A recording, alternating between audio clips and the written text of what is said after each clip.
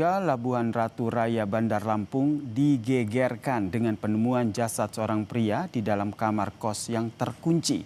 Korban ditemukan di atas kasur dengan kepala terbungkus plastik. Polisi memasang garis polisi di sekitar kamar tempat ditemukannya jasad seorang pria, saudara. Korban ditemukan tergeletak di atas kasur dengan kondisi kepala terbungkus plastik. Penemuan ini berawal dari bau menyengat yang dicium warga. Tim Inafis melakukan identifikasi dan mengamankan sejumlah barang bukti. Jasad kemudian dievakuasi ke rumah sakit untuk diotopsi. Polisi masih menyelidiki penyebab kematian korban.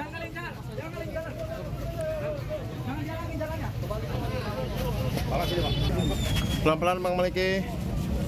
Apa itu Bang? Bandar Lampung bersama Kapolsek Keraton, kami mendapatkan informasi dari keluarga bahwa ada penemuan mayat di daerah Keraton.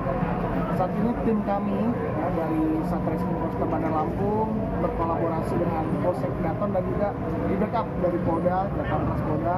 Kami masih melakukan penyelidikan lebih lanjut untuk dugaan awal apakah memang indikasi pembunuhan atau memang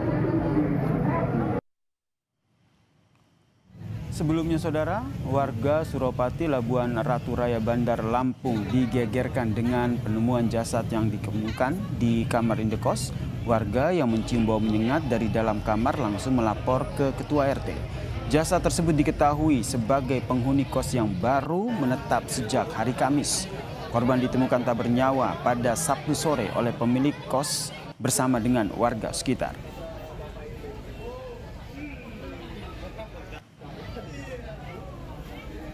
Saya dapat laporan dari warga bahwasanya ada kemungkinan ada yang meninggal dunia untuk didobrak untuk menyaksikan. Bahwasanya sudah disaksikan pendobrakan. Di saat pendobrakan tidak ada untuk menyentuh jenazah tersebut. informasi laki apa perempuan tuh? Saya lihat pertama saya lihat posisi kepala sudah dipakai plastik. Saudara, meninggalnya siswa SD di Ngada, Nusa Tenggara Timur akibat bunuh diri jadi pelajaran bagi bangsa.